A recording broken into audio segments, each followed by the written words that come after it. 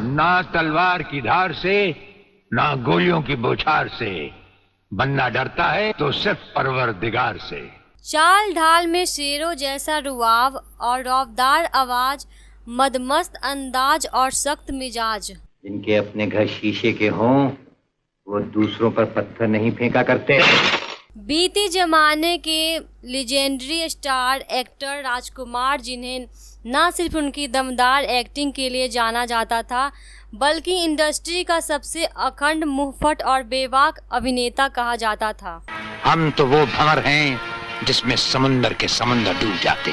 अपनी मशहूर dialogue delivery और अनोखे स्टाइल के लिए मशहूर एक अभिनेता, जिनके डायलॉग सुनने के लिए दर्शक सिनेमा हॉल तक खींचे चले आते थे। डी के जानता नहीं कि राना की शतरंज का घोड़ा अढ़ाई घर नहीं चलता, सीधे राजा को मारता है। जब सफेद जूते पहनने रवोली अंदाज में फिल्मों में उनकी एंट्री होती थी तो दर्शक वाह वाह करे उठते थे और तालियों से सारा माहौल गूंजने लगता था।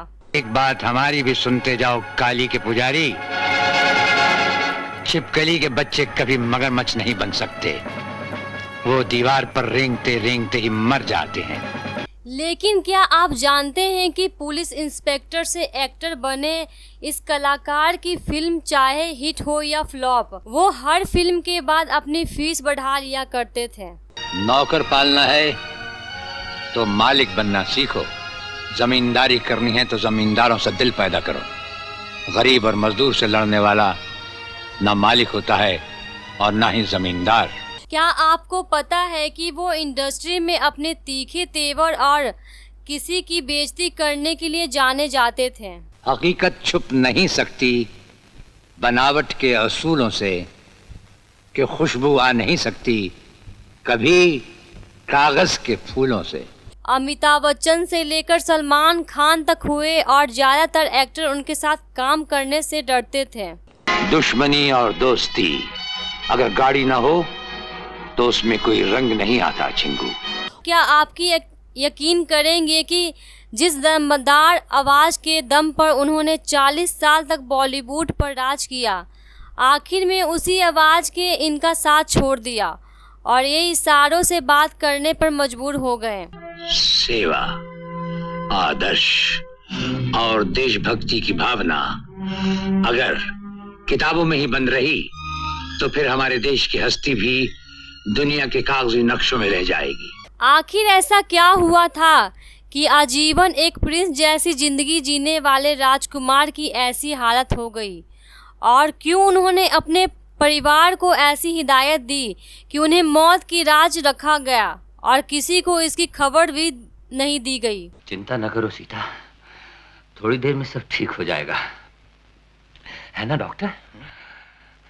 लेकिन डॉक्टर ये दर्द आजकल कुछ अक्सर होता है। आप बने रहिए हमारे साथ। लीजिए, राजकुमार तीनों वजहों से फिल्म इंडस्ट्री में मशहूर थे।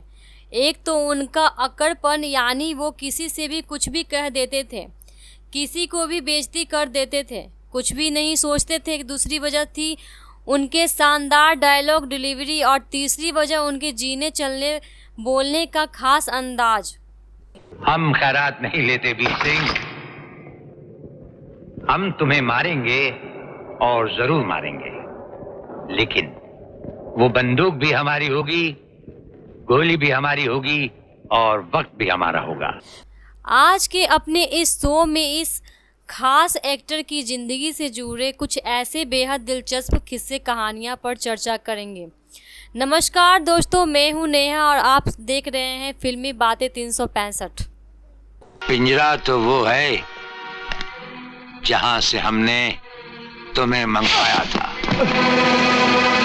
ये तो शेर की गुफा है जहां अगर तुमने करवट भी ली तो समझो मौत को बुलावा दिया।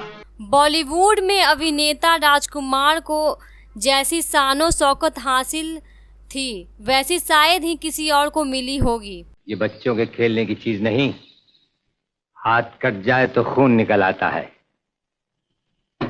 राजकुमार के बोले गए संवाद आज भी जीवंत महसूस होते हैं और उनके द्वारा अदा किए गए डायलॉग्स आज भी याद किए जाते हैं। ये पूछें कि तुम यहाँ आने से पहले मर क्यों नहीं गए, ये पूछें कि तुमने बरसों की दोस्ती को देखते देखते जिंदा क्यों गाड़ दिया, क्या ये पूछें कि तुम हमारी बहन की लाश को अपनी बीवी के दुपट्टे से ढकने आए हो।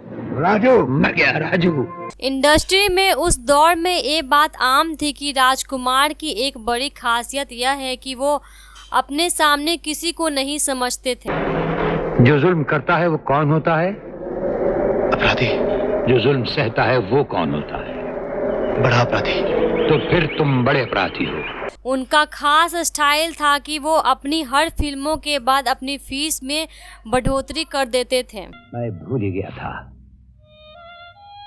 इस घर के इंसानों को हर सांस के बाद दूसरे सांस के लिए भी आपसे इजाजत लेना पड़ती है, और आपकी औलाद खुदा की बनाई हुई जमीन पर नहीं चलती, आपकी हथेली पर रेंगती है।